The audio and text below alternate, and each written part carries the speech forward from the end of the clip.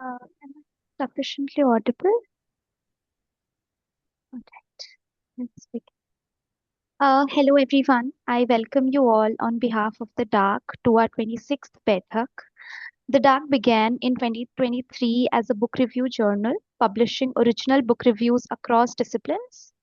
From the start, we sought to reimagine the form of the book review itself, encouraging writing that moves beyond summary to engage deeply, reflectively, and creatively with the world a book opens up.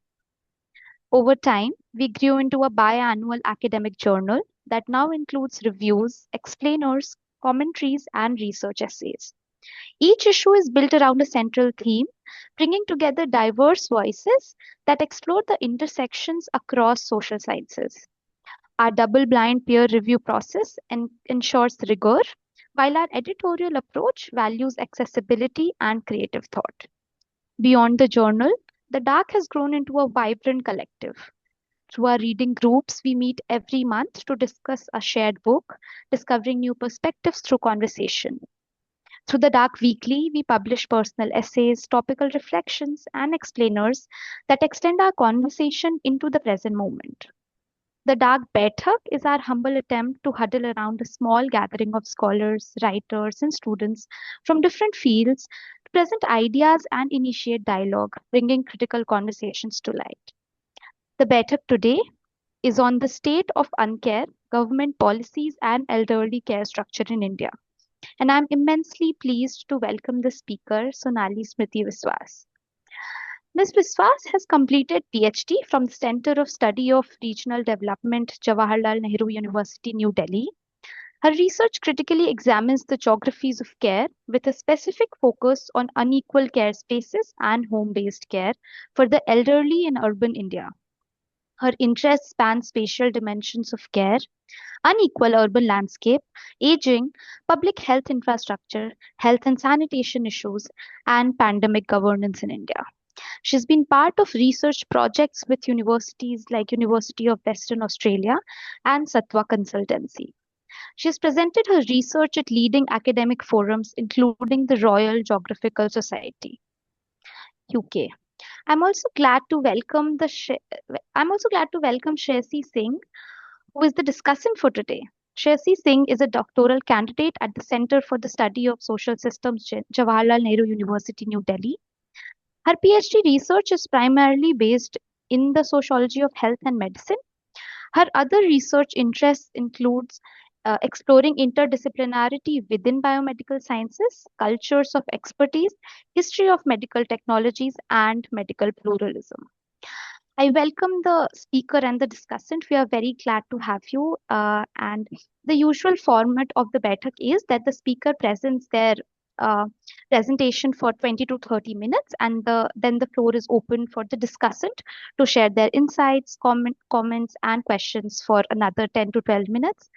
And while the speaker responds to that, and then we also open the floor for the rest of the audience.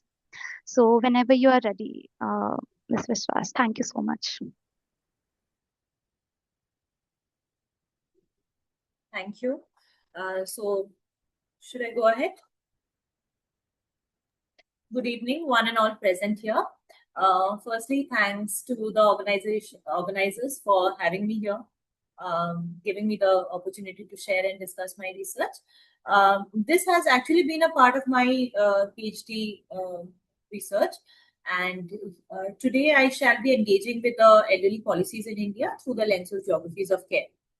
So here I examine care both as a conceptual category and also as an analytical framework to study the organization of care within the welfare state.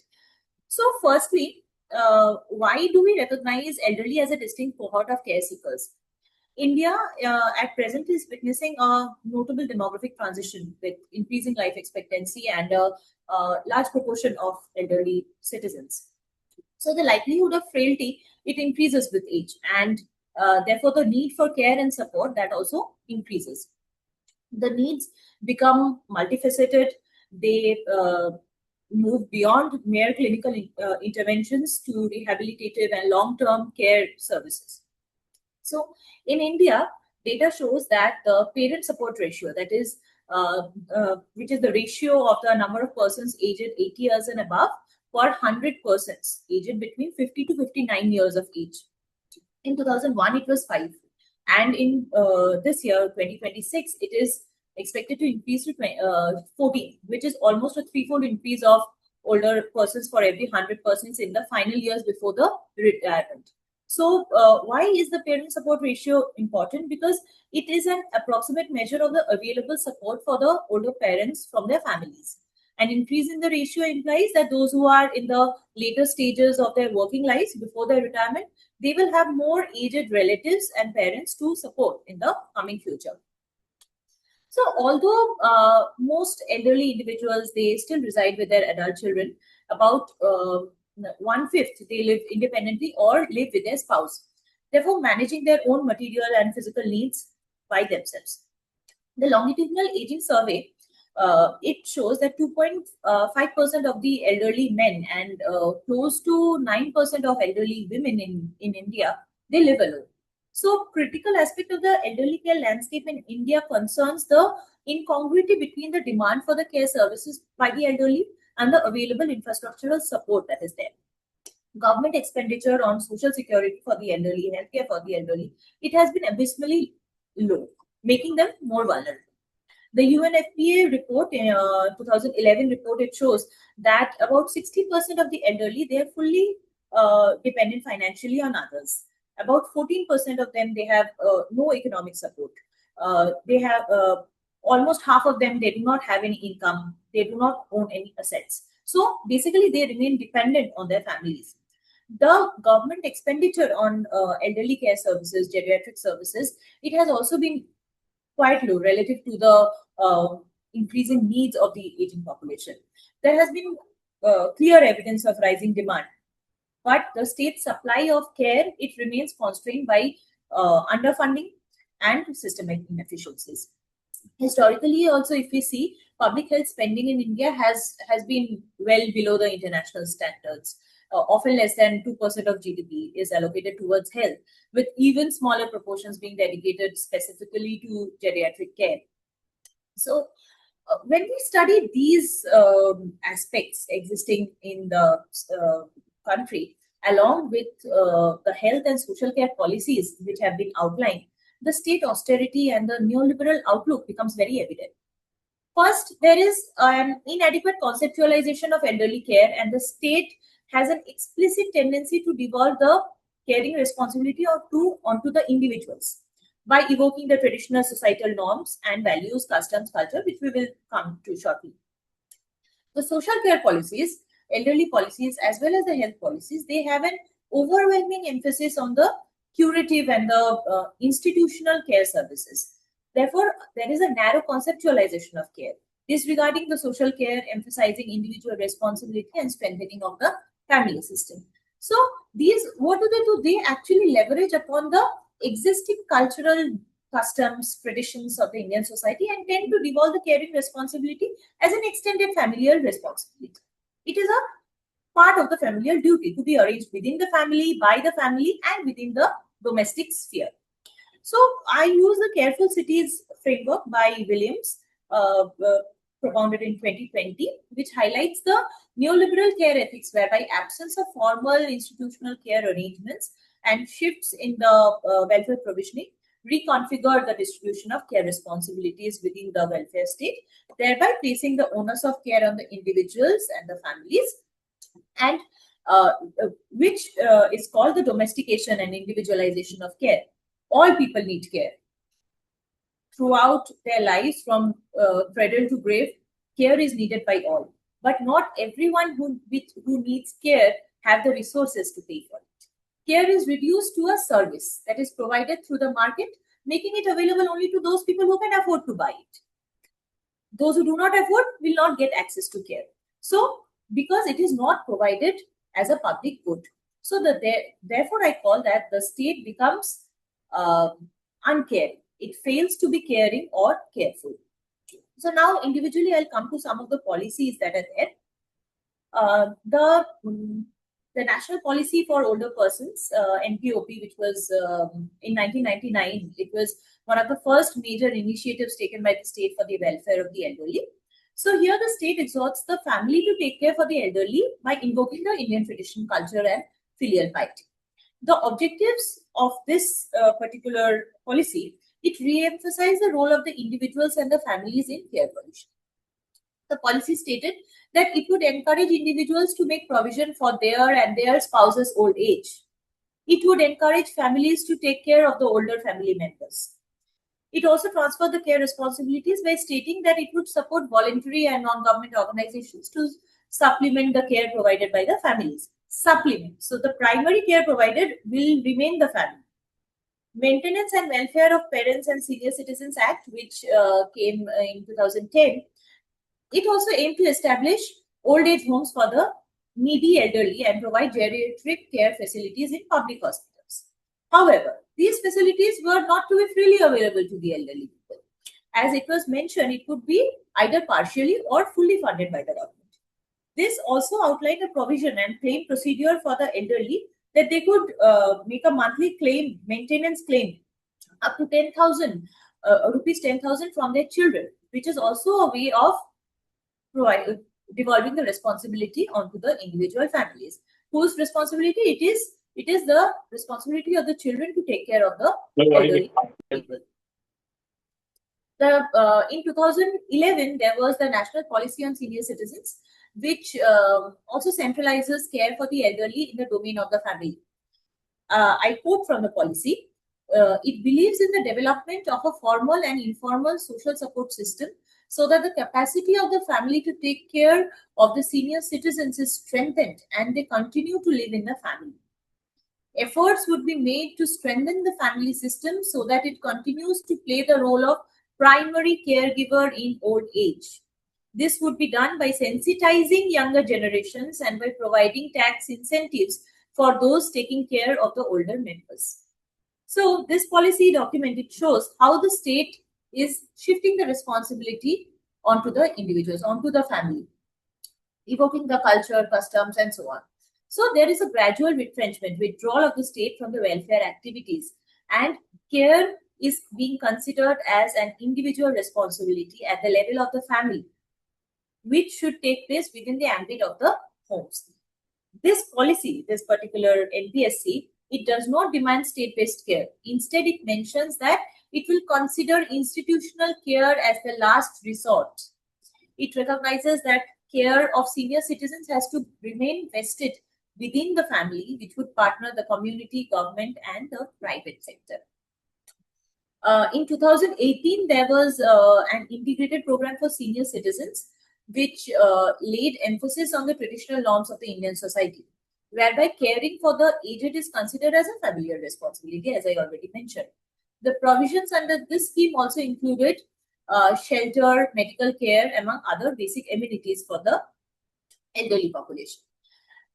Who would support the development?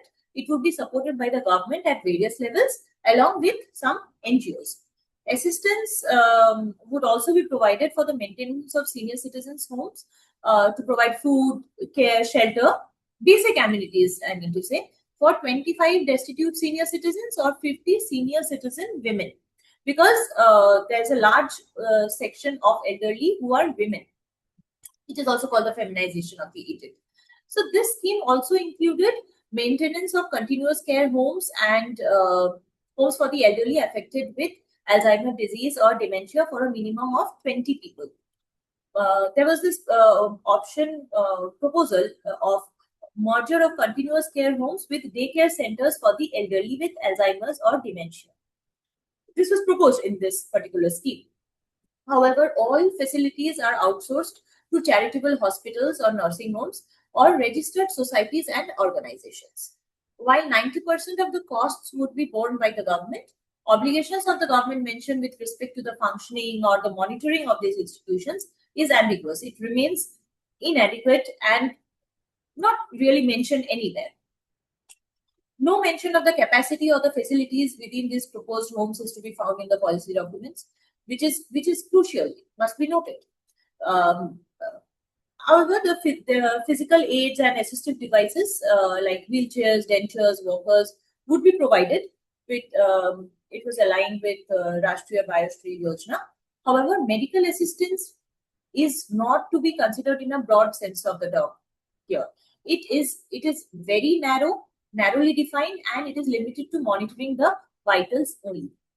The inadequacy of care provisions in this scheme reiterates the idea of individualization of care, as the family remains the only pillar to fall back on. Even when we study the national program for the healthcare for the elderly, uh, provision was made for developing geriatric infrastructure, geriatric wards, OPDs in hospitals, mobile units, and geriatric clinics. It was also to be funded by the center and the state in a ratio of 80 to 20. This was later renamed in 2016-17 as the Rashtriya Varisht Jan Swasthya Yojana, under which there were to be 19 regional geriatric centers in selected medical colleges of 18 states. It was sanctioned in the form of specialized OPDs, and inpatient services were also to be provided. And in every department. Data shows that OPD services are provided through 18 regional centers and inpatient services in 16 regional geriatric centers. However, the quality, the accessibility, everything remains questionable.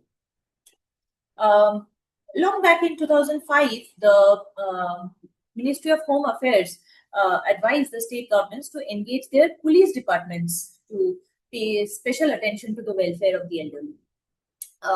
I will give an example of West Bengal, because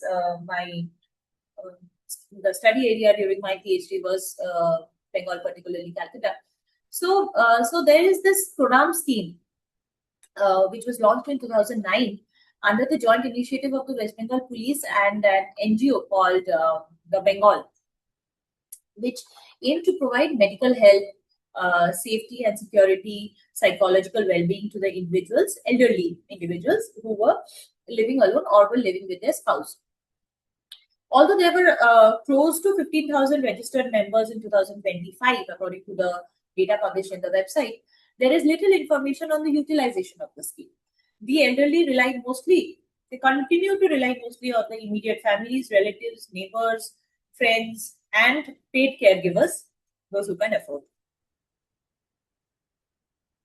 Even the Insurance Regulatory Development Authority, IRDA, which is a statutory body under the Government of India, it directed insurance companies to allow entry into insurance schemes till the age of 65, which is expected to facilitate the access and utilization of insurance schemes for the elderly.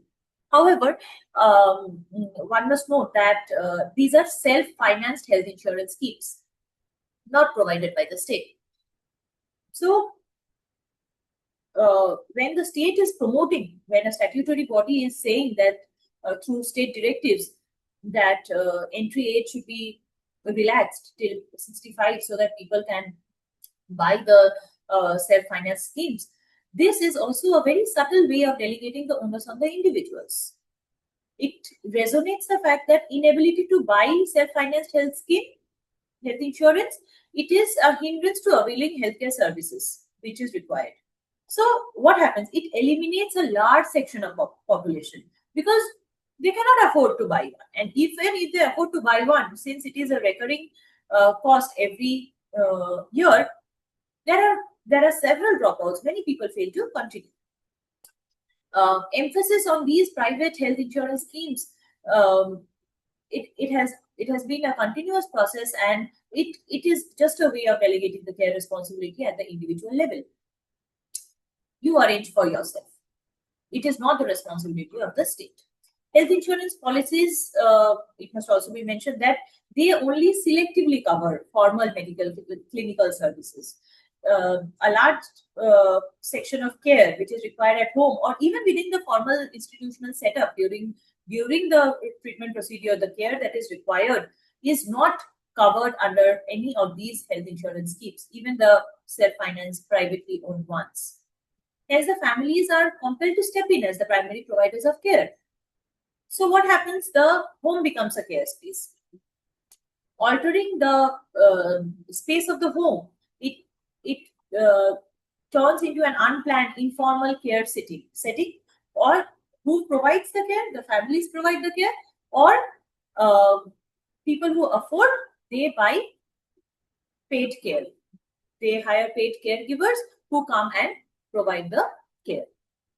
Even when we consider PMJ, the recent Ayushman Bharat scheme, limited provision of public health insurance and their policy of providing financial assistance is there. For the treatment that is undertaken in the private hospitals, they will provide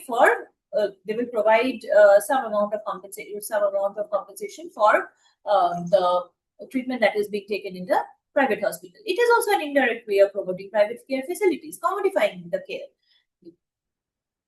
characterized by the payable services. So what happens when the state by itself is promoting these kind of private care facilities? It is directly affecting disabling or crippling the existing public facilities that are there. Instead of strengthening the existing public care facilities, it is all the funds, everything is being channelized towards strengthening of the private care facilities. These practices reflect neoliberal policies through state austerity, as it plays limited role in care provision. So the universality of care, that everyone needs care, it should be provided to all, it is the role of the welfare state to provide care, everything gets negated. Inadequate, erratically available government-funded health insurance schemes, they force the people to arrange all the care, all the cost by themselves.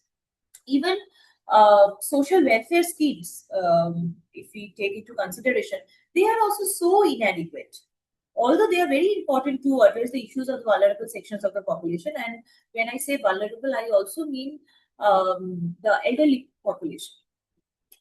In 2011, there was this scheme, National Policy for Senior Citizens, which proposed to strengthen the capacity of the family to take care of the elderly family members, and responsibility of the family, and so on. This we already discussed. The eligibility age for the centrally funded Indira Gandhi National Old Age Pension Scheme, which was earlier the National Old Age Pension Scheme, it was reduced from 65 to 60 years to ensure the coverage for a larger group of elderly population. While one might argue and say that it is a way of enhancing inclusion, it must be working good for the elderly population, as many people will come under the net. But if we see carefully, it must be noted that the pension that is being provided, the pension amount that is sanctioned and provided, is rupees 200 monthly for senior citizens between 60 to 79 years old, which increases to rupees 500 for people above 80 years age. In the current scenario, what value does this amount of money hold? In Bengal, old age pension scheme that was launched in 1964 for elderly population above 60. So earlier it was as low as 300 rupees, which has now been raised to 1,000 rupees under the name Vrithashree, with a changing government and all, rupees keep changing. But even then, it is an amount which hardly covers any of the expenses that the elderly population needs. So the social security schemes to provide the financial assistance for the elderly population, to make them independent, to give them the opportunity to access all what sort of care services that they need, is absolutely inadequate. Absent. I wouldn't even say inadequate, it's absent.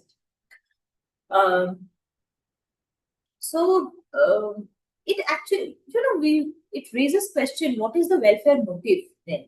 Just provisioning of such little amount of money, what importance does it really hold?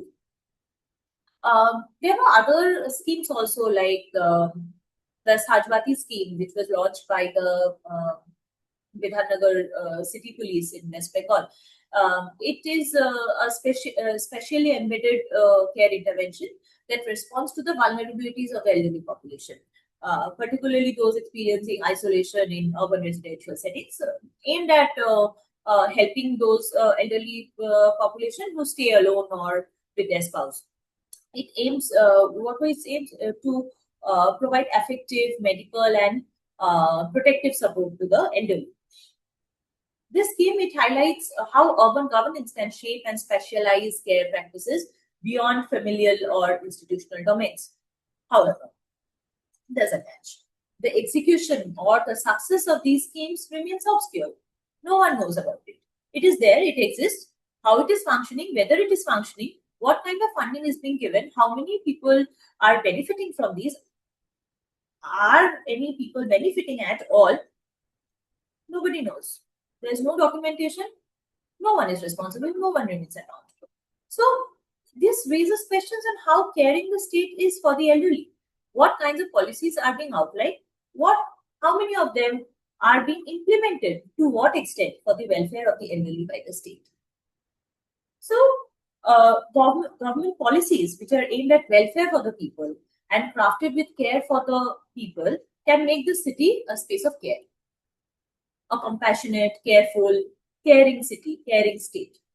However, the government policies, as they move away from care provisioning, aligned with the neoliberal care ethics, increasing there is increasing commodification of care, privatization of care, and hence very limited universal provision of care. When we talk of universal health care, it's, I would say, universal care is required, which of course unrecognized. The first step in care, that is caring about, in the if we consider the phases of caring about, that is recognition that there is a need for care. The basic first simple step is missing. So let alone the whole full circle of care to be completed or at least lived through. So commodification of care also, it becomes very difficult for the marginalized sections of population who can afford. They are buying, they are hiring paid caregivers, and they are getting all kinds of specialized services within their homes, or even within old age homes, etc. That is not the actual picture, because a large proportion of elderly population, they do not have the means to support this. So there are several private care providers specialized. They are providing specialized services. What are they capitalizing on? The unmet needs of the elderly population. Marketization, which or commodification of care, that I was saying, it leads to deepening of the inequities by placing quality care out of the reach of the economically disadvantaged communities. The need for care remains universal. Everyone needs it. Supply of care becomes contingent upon the economic status of the care seekers. The care, which should be for all, it ceases to be available as a public good. Instead, it is available as a marketable commodity in lieu of payment. In 2019, there was this HITCO, Housing Infrastructure Development Corporation Limited. It is an enterprise of the government of West Bengal. So they built a shared living facility for the elderly called the Snehodaya. It is a part of, as a part of the development project of the New Town area of Calcutta. So it is a professionally managed living space with healthcare and other amenities for quality living. However, when we see the amount of monetary resources that are required, it is exorbitant. The security deposit can be as high as 50 lakhs, which is one time. In addition to a recurring monthly charge of anything between 16,000 to 20,000, which makes it feasible only for the affluent families to avail this facility. Although it claims to provide the care to the elderly, which the younger generations are unable to meet out due to their own commitments and all, it is categorically mentioned in the brochure as well as in their website that admission to these facilities, it is um, it is actually very exclusionary, because it is mentioned that the elderly who are physically challenged or suffer from chronic infections, communicable diseases, they will not be allowed accommodation there, even if they are willing to pay the money. The elderly who are willing to stay should be able to live independently. Elderly, even if they can live independently, why will they at all go to that assisted living facility? The basic premise of an assisted living facility is the elderly needs assistance. And there in the brochure, they are saying they should be able to live independently, manage their daily activities without any assistance. This is, I quote from the website, from the brochure. There is another one. It is an initiative by Sri Aurobindo Institute of Culture. It is called Amorto. So it provides very similar facilities to the elderly population in lieu of a hefty security deposit of 66 lakhs and additional monthly charges of about half a lakh. So their brochure mentions that the elderly who are seeking accommodation there must be active. Huh. What what sense does this make? While several amenities exist there, it is a kind of five-star hotel kind of a thing. Any kind of assistance for activities of daily living is not available. So, what is the point? First, you pay so much, then you don't get any kind of facilities either. While the need for care is ubiquitous, there are several layers of exclusion within these paid and shared living facilities. So there are several others. There is Jagriti Dham, and it is an assisted living facility for for elderly who wish to live independently and suffering from dementia mostly. So they also come with additional costs, a hefty security deposit of 45, 50 lakh and monthly charges of half a lakh and so on. But needing care does not necessarily mean having the resources to pay for it. So people who are willing to pay are also not getting care, but that's that's a different point which can be discussed later. But people who really need that care but are not getting it because one has to pay for it. The state fails to provide care at any level. No care for the elderly. So these services um, in either ways remain beyond the reach of several elderly who need care. But even the old age homes which offer pay and stay, it is also feasible only for the higher income families. So um, however, this old age homes or the assisted living facilities, these are very contested um, um, topics also, because they are not preferred by many and not affordable. So is there, but they are not preferred by many also. So community care has also emerged through organizations, so which provide elder care facilities within the realm of their homes. So the elderly population, they can stay within their homes and seek the care. It is based on the idea that caregiving and receiving is a private affair and should take place within the ambit of the homes and so on. But even then, the organizations such as there are TheDaak Care, there is Porosh, 60 Plus, Samad, there are several, I'm sure. But all these, they provide a spectrum of elderly care services within the homes of the care seekers, but comes as a package. There is no state intervention. That okay, these are available at a minimum rate, or these are some basic facilities are available to one and all.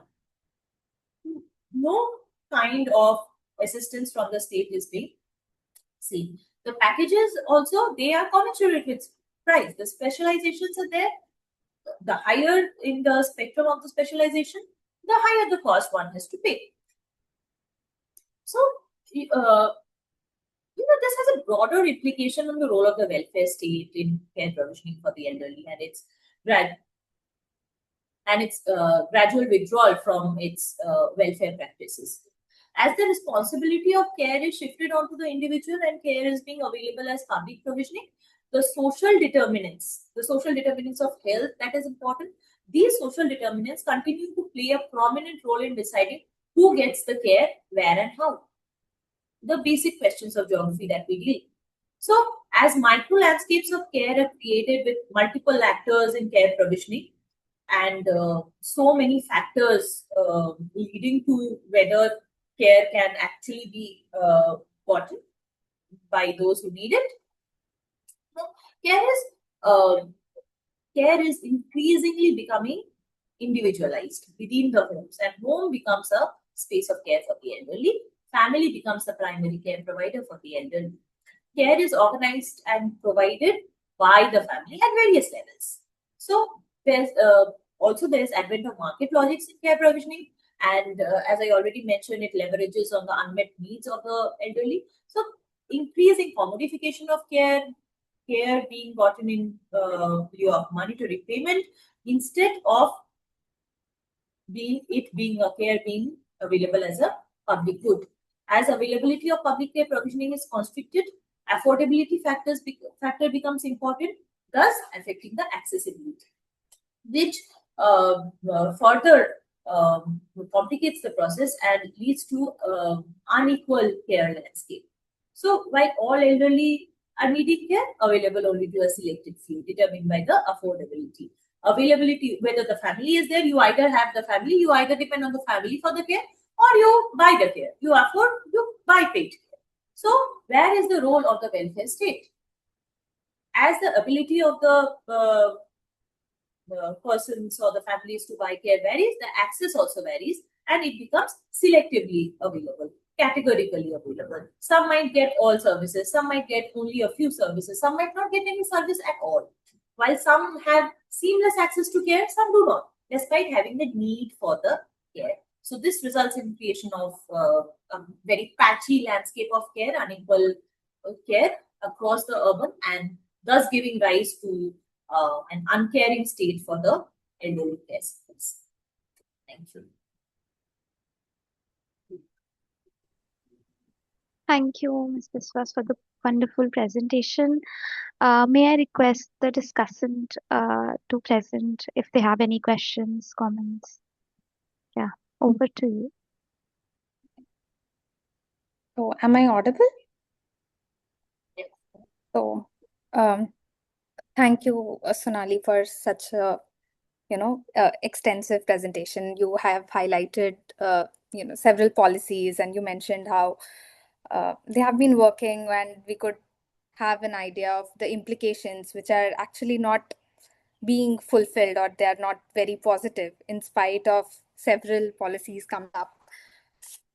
And the fact that how these neoliberal policies have continuously been reconfigured, but are still actually leading to uncare was an interesting point.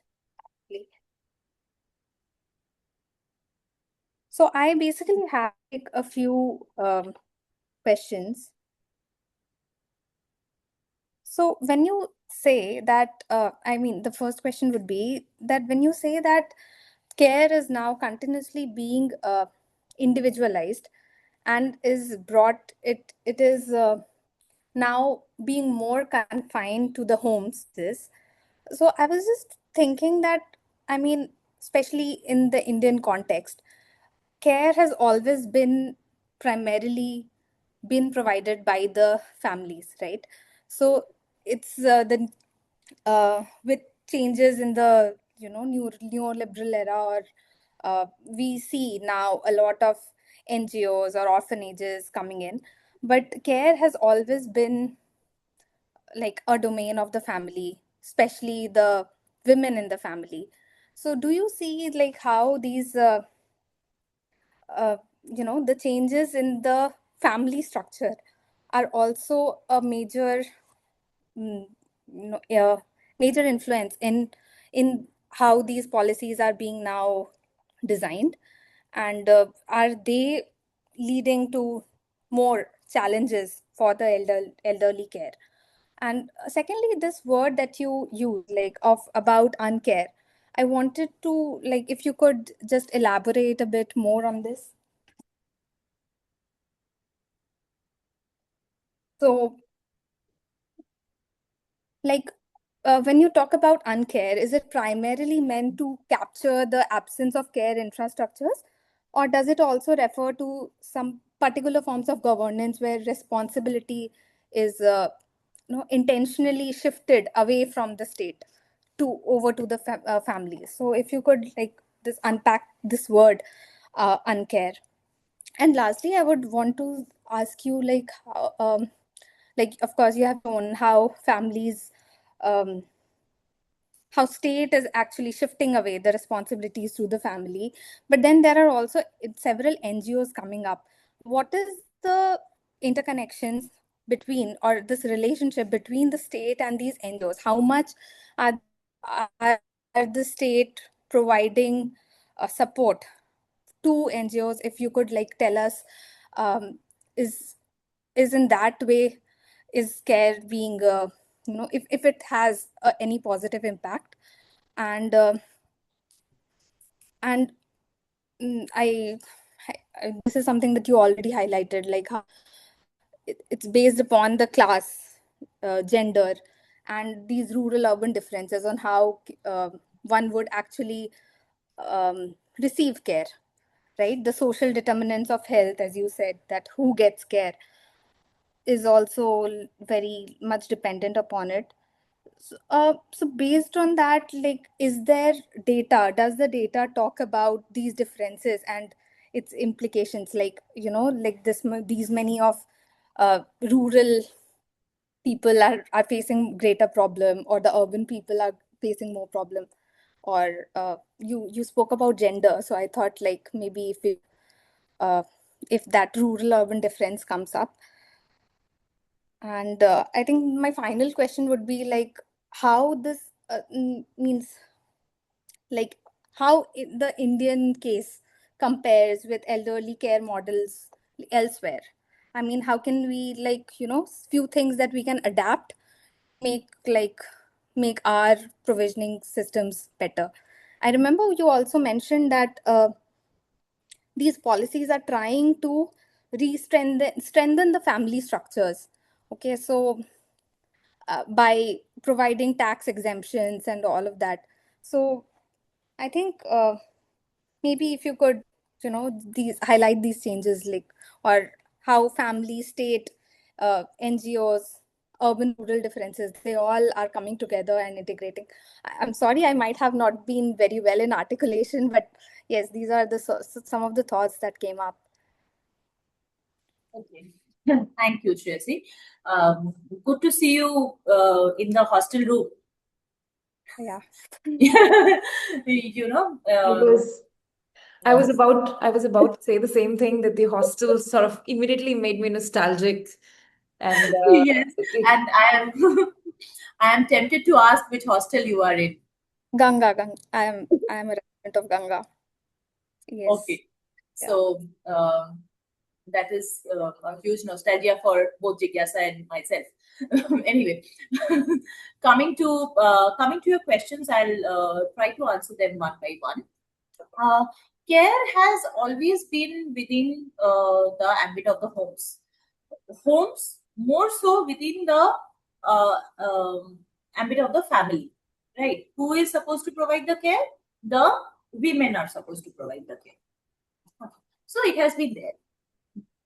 In the last few decades, there has not only been change in the demographic structure, in the family structure, there has been change. Also, in the employment structure, there has been change. There are more women who are going out of their houses um, for employment, or even within, they are staying within their houses and being employed. So if we consider this situation, and at the same time we consider India being or claiming itself to be a welfare state, if the family is not there, who provides the care? There are several elderly who do not have a family. If the family is there, they're providing care. These policies are there which are invoking the traditional norms and so on, cultural customs. It is our duty, and now we should provide. When we will become old, our children will provide, and so on and so forth. all this is there. What about the elderly people who do not have a family, who do not have a spouse, who do not have children, who stay under a flyover in the railway stations? What about them? So when the state does not, as I mentioned, the first phase of care, that is caring about, if the state fails to recognize that there is an issue, there is a need for care, if it falters in the first step, then the question is, what is the welfare state even doing? Just devolving the responsibilities to the individuals, to the families. This is just a way of, it is also a sort of justification on the part of the state that yes, we are unable to provide. We don't have geriatric care facilities.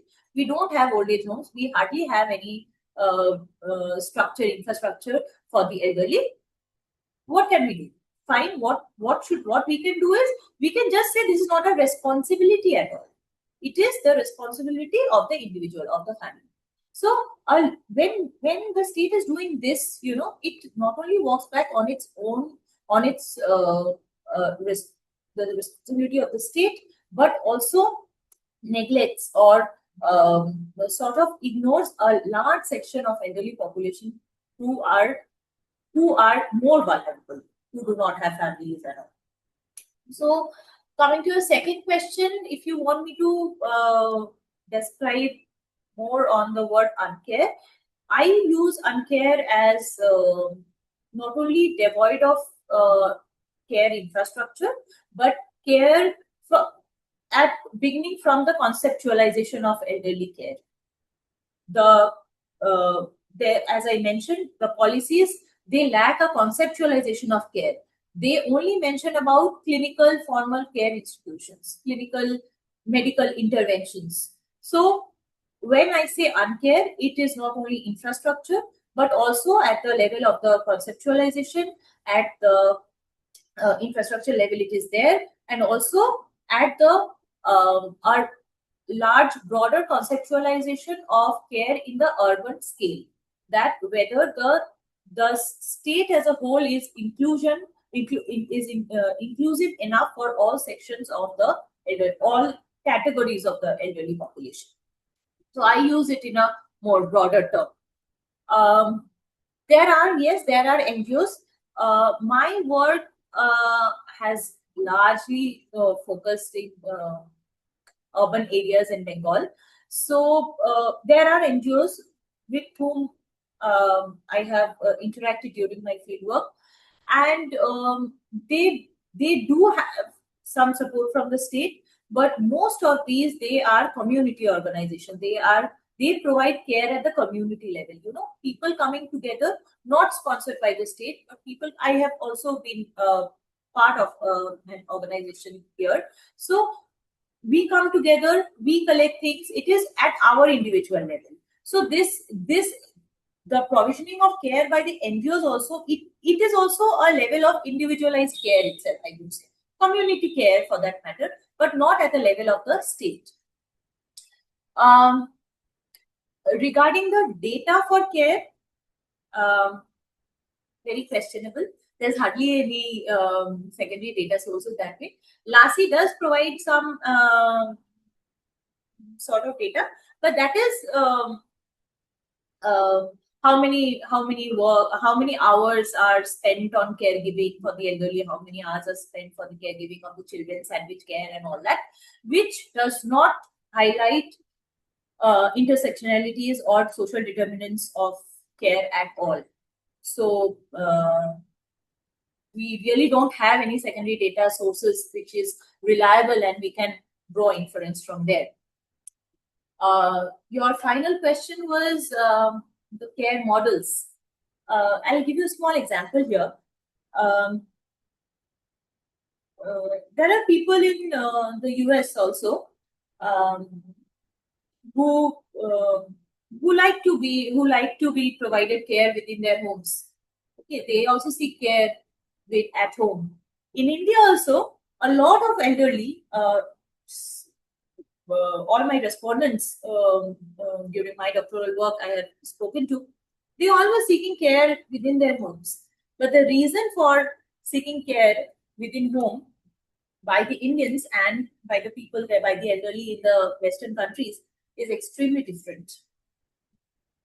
In India, they are seeking care at home, or the home is becoming a space of care, space of seeking care, not by choice, but by compulsion.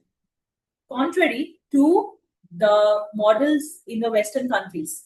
So, I am not a very big fan of replication of models, but what I would say is the contexts are very different. So even if we draw from models, we should be in a position, the state should be in a position to come up with something that is the policies or any kind of blueprint that is specific to the conditions of the state. The geographies of care, when we talk about the varied geographies within India, within the urban or within the rural setup in India. So we should come up with our own setup, our own blueprint instead of borrowing everything from there. Yes, thank you so much. Yes, you of course you very nicely explained these doubts that I had. So I think we can open up the floor for any further questions. I think there are some questions in the chat box. Yes, would you like me to read them out loud? There are a couple of questions. Yeah, please read them out loud. We should always assume that there may be, a participant in the audience who may need us to read them out loud. So just read them. Ajay says, I have one question. First and foremost, thanks for such a wonderful and insightful discussion. Aging in India is often perceived as a passive stage of life, which may be one of the reasons it receives less state support than it actually requires. In contrast, a documentary on Netflix, Live to 100 Secrets to the Blue Zones, highlights how strong community networks and active social engagements contribute to healthy aging.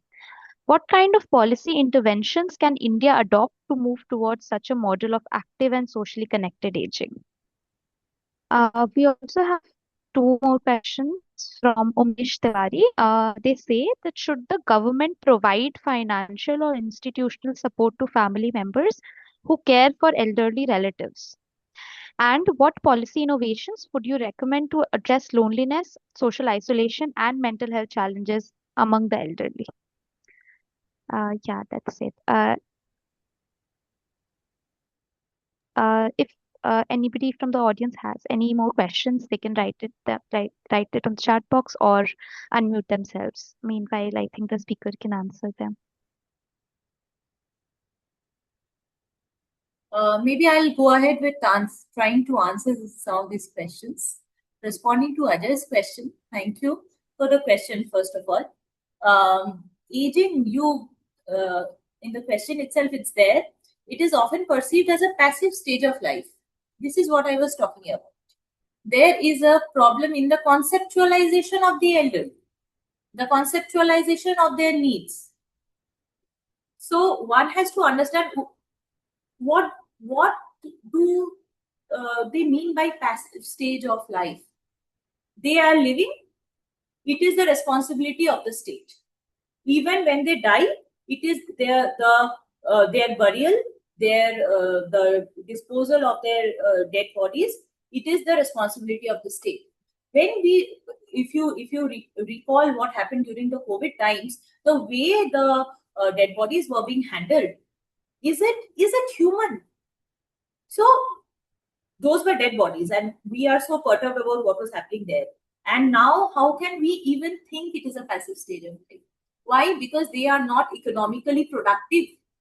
Because the elderly are not participating in the production process. That's why we are calling them unwanted or not helpful enough, redundant.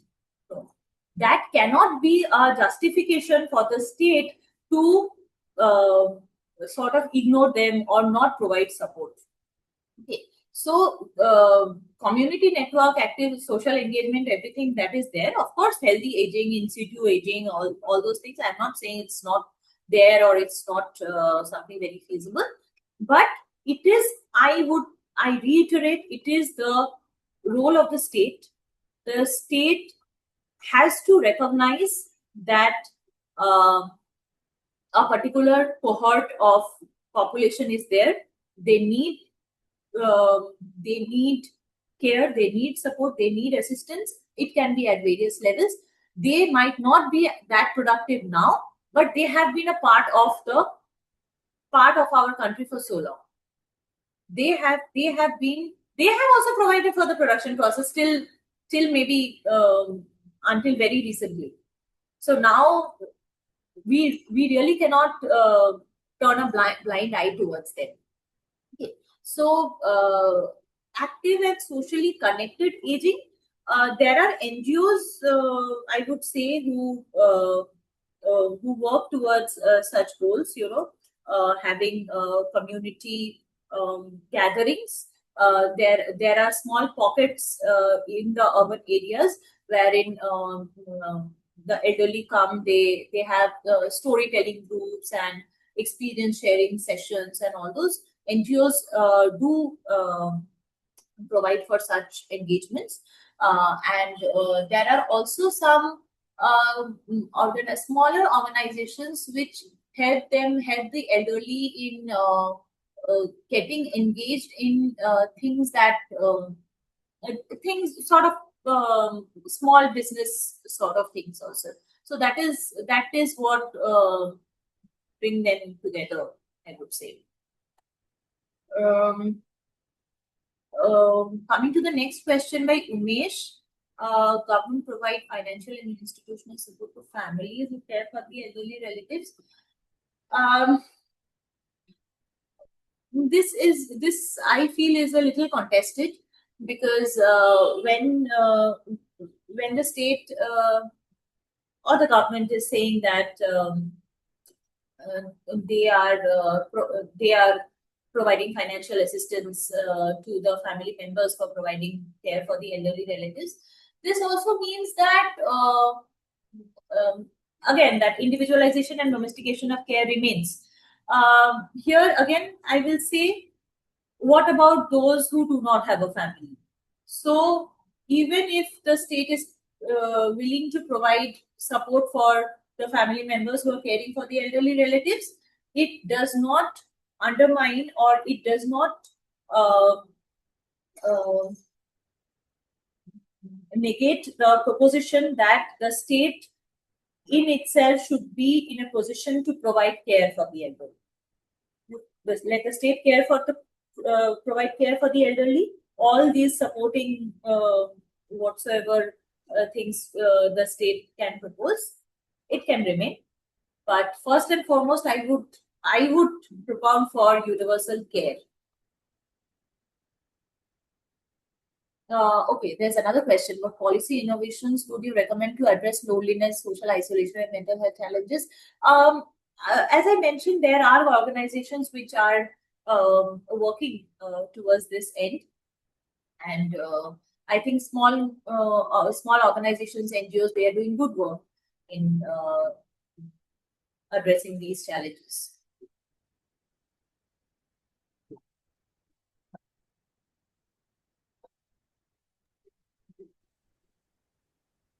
Anybody else from the audience has any questions?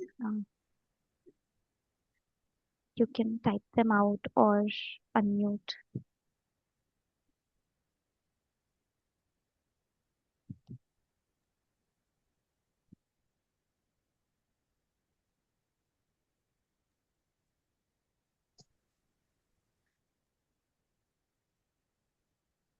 Hi, Sonali. Thanks for the presentation. I'm Ritika. So, yeah. Am I audible? Yeah. Yeah. Thanks for your presentation. I have like very limited understanding of this topic, though I'm thinking about a few things when it the question asked by Ajay, it's in connection pointed like this aging, the way state is understanding aging and then the welfare policies. But I was just thinking because my work is little bit related to care in context of early childhood education. So that's how I am little connecting. So I was thinking if the care itself, the way it's conceptualized. So I read long back a work in which it mentioned the difference between work, labor, and employment, where its care itself is not placed, right? Whether it is work or it's labor or it's kind of employment. So when you see this elderly care specifically in relation to any of this term, then what do you think where this could be placed in policies so that it could come up with sense of care and specifically care for elderly in Indian context? So the notion of care itself is need to what I feel maybe reimagined and contextualized somewhere in policy, so that even the my query related to early childhood care or care towards elderly can be questioned. So how do you see where to place it when it comes to elderly, and then care, how to conceptualize in work or labor or employment in sense of productive and unproductive work, labor. Yeah, that's it. I hope I make sense. Thanks. Thank you for this very thought-provoking question, Deepika. Thanks. It's very difficult to place care in either of these contexts, because whenever we are placing care in either of these categories, we are limiting its scope. So care, according to my understanding, is more about the relations, the ecologies of care, I would say, the relations of care, the maybe the power dynamics, the dependencies, and a lot of affective emotions. So it is. I would not say it is. It is just labor or work or responsibility and or employment. It yes, one might argue that when we are having hired, when we are having paid caregivers, hiring them to provide caregiving activities to the elderly, it becomes employment, it becomes work. But my field experience is absolutely brought a very different perspective to this, to my erstwhile understanding, I would say, because although we think that it is just they are just providing care in return for money, but a lot of emotional engagement, a lot of dependencies, relations are involved. So I would prefer not to categorize care in either of these things. Okay, thanks a lot for answering. Yeah, thanks. Thank you, Ms. Biswas and Ritika. We also have one more question in the chat box from Jhila Madhikari. They say if the elderly who cannot speak for themselves due to medical issues are abused in hospitals or old age homes, one cannot anonymously register a complaint against it. Is there any way to complain if one witnessed such abuse without revealing one's identity? There is an elderly helpline where we can file complaints, but I'm not sure whether we can keep our identity anonymous. Registration of complaint is possible, but whether maintaining anonymity is possible, I'm not very sure about that. Can I unmute myself? I'm the one who asked this question. Am I audible? Yes, Yes, you yes, are. you're audible. So actually, this is something that had happened with my partner. Like his grandmother was in the hospital, and his mama was paying the hospital bills, and he saw the nurses like slapping his grandmother. His grandmother has dementia, so if she complains, no one is going to listen. So like he saw his grandmother being slapped by the hospital staff, and he went to his uncle, and his uncle said that if he does any drama, he's not going to pay the hospital fees, and the hospital fees was like almost 2 lakh rupees, so he cannot could not do anything about it. So he wanted to make an anonymous complaint so that the complaint gets registered, but people don't know that he was the one who quote unquote caused the drama. So we went all around the internet. We looked for forums, we looked for helplines, but in every single place, like he had to register the complaint with his own name. Like there was no way to do it anonymously. So I think that is a big issue because other people must have faced similar issues in their life.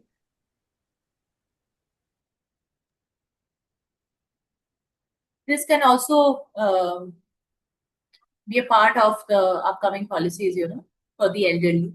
This is something that the researchers should bring to light, because abuse of elderly within the homes is as common as abuse of elderly within the hospitals as inpatients, elderly as inpatients, or elderly even in the OPDs.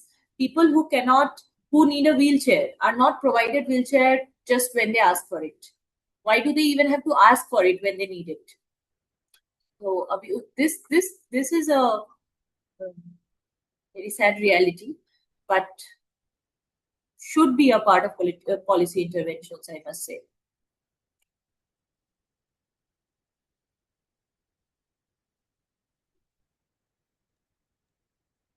Do we have any more questions?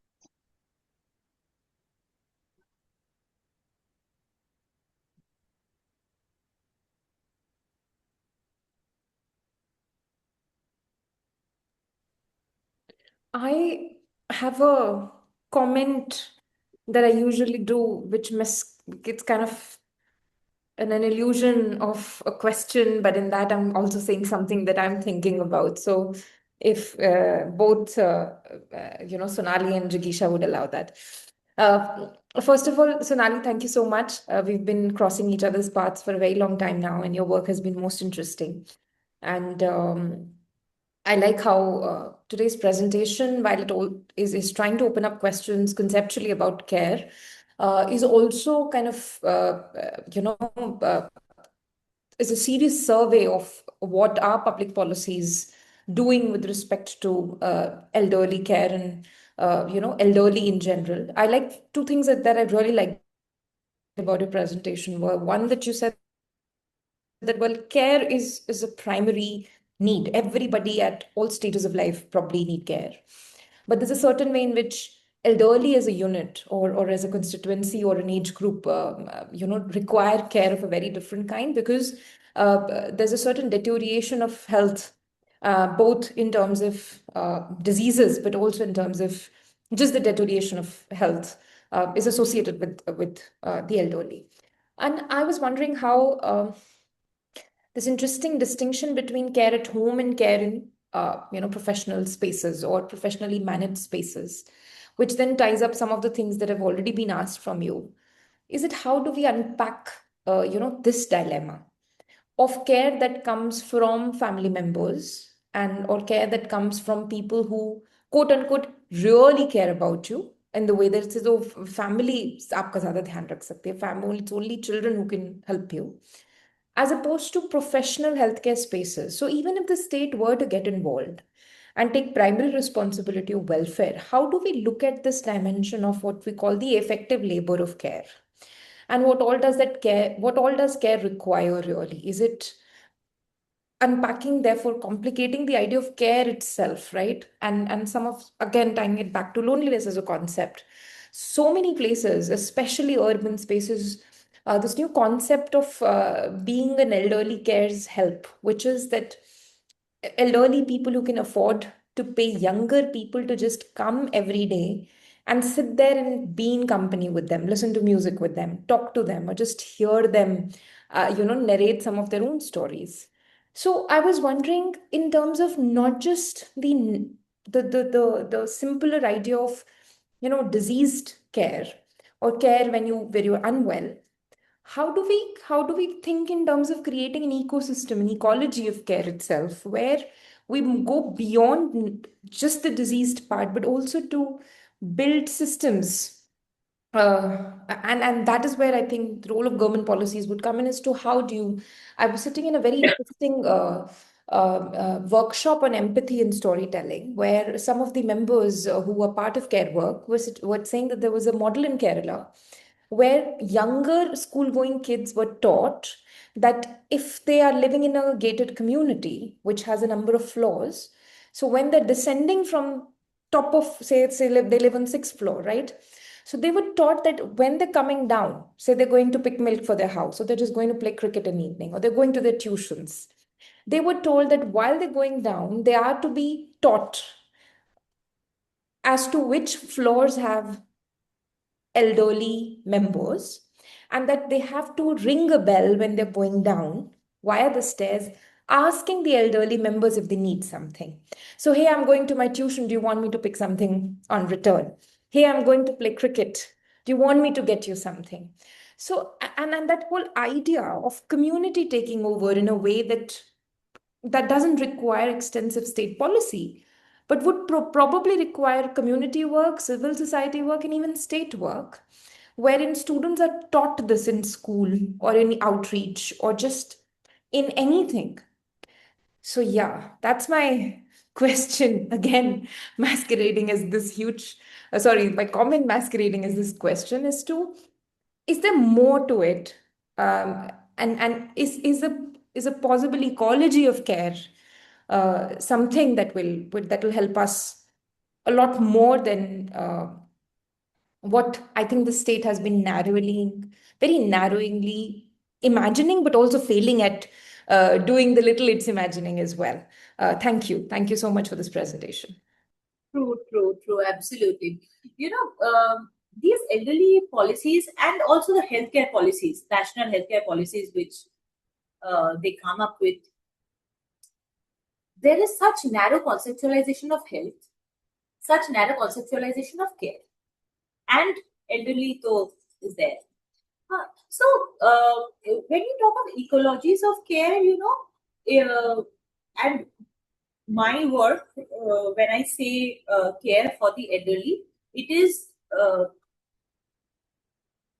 yes, clinical medical interventions were there, which I have discussed, but the large section of my work was on care beyond the medical interventions. Their loneliness, their emotional needs, the affective emotions, dependence, intergenerational relations, and power dynamics, reverse power dynamics, and so on. So when I'm talking about care for the elderly, it is I try to broaden my conceptualization as much as possible. And ecologies of care. So there was this concept, ecologies of care and care assemblages. Like we are getting care from things or from people who we don't cross paths, we don't meet. So community care, Kerala has always been the torchbearer, we should appreciate that. But at the same time, provisioning of care by the state, by and large, it remains important. Okay, so even if we are not even if we are not engaged directly, but there the infrastructure exists. If someone wants to shift to an assisted living facility, it should be provided by the state. The first thing is whether it is available. But even before whether it is made available by the state, the state has to recognize that the need, its availability is required. That first step is missing.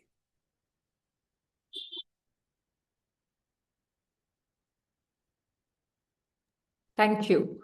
Thank you so much. Jigisha, even if there are more questions, we'll have to close the session because we far exceeded our time. This was an engaging one. So, Sonali kept answering so many questions, but we'll have to close now. So over to you.